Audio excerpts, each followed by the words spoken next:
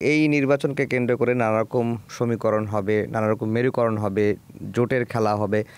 এখন পর্যন্ত বিএনপির সঙ্গে যারা যুগপৎ আন্দোলনে ছিল তারা একদিকে আছে, জামায়াত সহ 8টি দল তারা রাজনৈতিক সমঝোতা করে এই নির্বাচনে যাবে বলছে।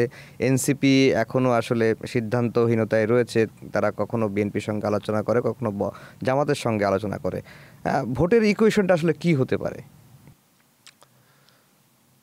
আমার মনে হয় সামনের নির্বাচনটা হবে একটা ক্লিয়ার পোলারাইজেশনের ভিত্তিতে। এক পোলে আছে বিএনপি, আর এক পোলে থাকবে জামাত। এতদিন বাংলাদেশের রাজনীতিতে যেই বিএনপি আওয়ামী লীগ যে সমীকরণটা ছিল, সেই সমীকরণটা পাল্টে নতুন যে সমীকরণটা তৈরি হয়েছে, সেই সমীকরণটা হচ্ছে বিএনপি জামাত সমীকরণ। আচ্ছা। এবং এনসিপির সবচেয়ে বড় ব্যর্থতা হচ্ছে যে এই সমীকরণে সে খেলোয়াড় হিসাবে তৈরি হয়ে উঠতে পারে নাই।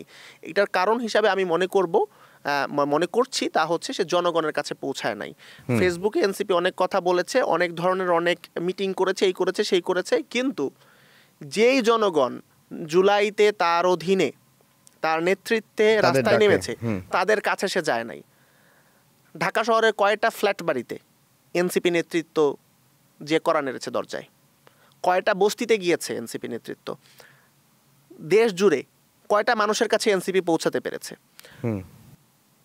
এনসিপি এই পৌঁছানোর কাজটা না করে সে সংস্কার নিয়ে খুবই গুরুত্বপূর্ণ কিছু কথা বলেছে, নো ডাউট, এবং যে এলিট যে সেটেলমেন্টটা গড়ে উঠছে সেই এলিট সেটেলমেন্টে সে তার হিস্সা চেয়েছে, কিন্তু পৌঁছানোর কাজটা করেছে জামাত ইসলাম। আচ্ছা, এর ফলে কি হয়েছে, আপনি যদি রাস্তাঘাটে যান কথা বলেন, দেখবেন ছাত্রদের পক্ষে সংস্কারের পক্ষে কথা বলে ওই লোকগুলো যার সাথে কথা বললে আপনি দেখবেন যে শেষমেশে সে যে বলছে সবাইকে তো দেখলাম, ভোটটা এবার দাঁড়িপাল্লায় দিব। অর্থাৎ লেবার দিচ্ছে, কষ্ট করছে এনসিপি, কিন্তু যেহেতু ডোর টু ডোর কানেক্টিভিটির এই কাজটা জামাত করেছে, তাই ফসলটা নিয়ে যাচ্ছে জামাত। জুলাইকে কেন্দ্র করেও দেখেন জামাত জুলাইয়ের শহীদদের কম্পাইলেশন করেছে, প্রতিটা শহীদের বাড়ি বাড়ি গিয়েছে, অনুদান দিয়েছে, কারো কন্টিনিউয়াস টেক কেয়ার করছে। এবং অবস্থা এমনভাবে তৈরি হয়েছে, ধরুন সাদিক কায়েমকে ঘিরেও যেভাবে ন্যারেটিভটা তৈরি হয়েছে, প্রথমে সবাই বলছিল যে কেউ জামাত শিবিরের ক্রেডিট স্বীকার করছে না, ক্রেডিট স্বীকার করছে না, ক্রেডিট স্বীকার করছে না, এই কথাটা বলতে বলতে এমন অবস্থা হলো যে এখন শুধু জামাত শিবিরেরই ক্রেডিট আছে, আর কারো ক্রেডিট নাই। এখন অবস্থা এমন হয়েছে যে জুলাইয়ের সবচেয়ে বড় দল হয়ে উঠেছে জামাত। তো এনসিপি নিজেকে এইখান থেকে তৈরি করে আনতে পারলো না। আমি কয়েকদিন আগে আমার ওয়াইফের সাথে এই কথাটা বলছিলাম, ও বলছিল যে এনসিপি ছিল অরুণোদয়ের তরুণ দল, সেই অরুণোদয়ের তরুণ দলটা সম্পর্কে যখন আমরা এই ধরনের কথাবার্তা শুনি, করাপশনের অ্যালিগেশন এবং বিভিন্ন বিষয়গুলো শুনি, তো আমাদের তো খারাপ লাগে। আমার বোনের কথা চিন্তা করেন, আমি ছোটোবেলা থেকে রাজনীতি সচেতন এবং কিশোর বয়সে আমি রাজনীতিতে জড়িয়ে পড়ি, ছাত্র রাজনীতিতে। আমার বোন কখনো এটা ধারে কাছেও ছিল না। ইনফ্যাক্ট ও আমাকে খুবই অপছন্দ করতে, যে আমার কারণে ওর শৈশবটা প্যারাময় হয়েছে। কেন প্যারাময় হয়েছে? আমার বাবা মা সবসময় আমাকে নিয়ে টেনশন করে, এই জেল হেলথ অ্যান্ড হাবি যাবি, সারাক্ষণ এগুলো নিয়ে সবাই কনসার্ন, অনেক টেনশিত।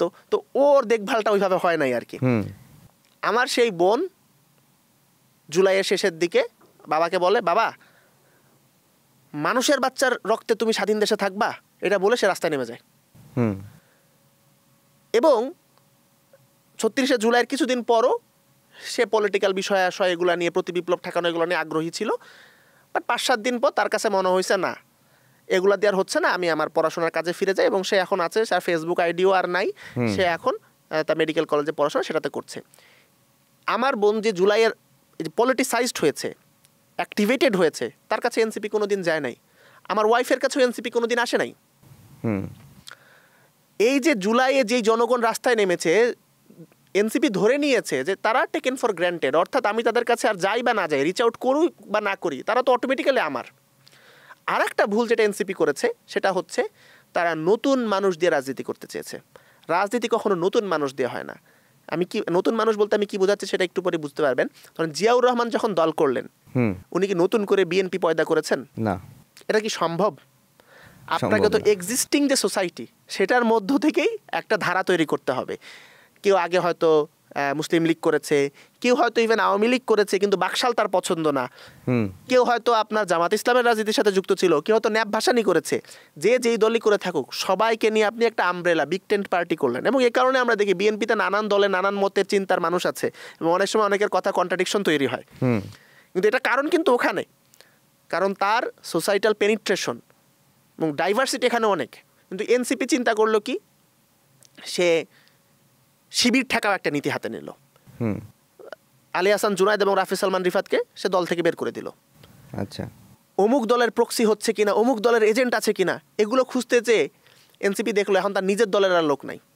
কিন্তু দেখেন এই কোর্স কারেকশন কিন্তু তাকে একটা পর্যায়ে করতে হয়েছে। আমি আজকেই দেখলাম যে এনসিপির মনোনয়ন নিয়েছে নারায়ণগঞ্জের একজন ব্যক্তি যিনি ঢাকা বিশ্ববিদ্যালয় ছাত্র দলের প্রতিষ্ঠাতা সভাপতি ছিলেন।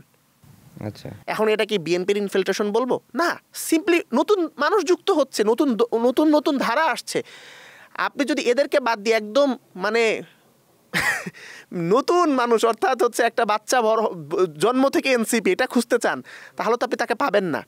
এই সকলকে ধারণ করে এখন জুলাইয়ে নাহিদ ইসলামের পোস্টে যে লাইক দিয়েছে, আসিফ মাহমুদের পোস্টে যে কমেন্ট করেছে, পোস্টটা যে শেয়ার করেছে, সেই লোকগুলো কি এর আগে কখনো রাজনৈতিক দলের সাথে যুক্ত ছিল না? অনেকে হয়তো বিএনপি করেছে, অনেকে হয়তো জামাত করেছে। এনসিপি যে ভুলটা করেছে তাদেরকে রিটেইন না করে আবার এই মাদার পার্টিতে ফেরত যেতে দিয়েছে।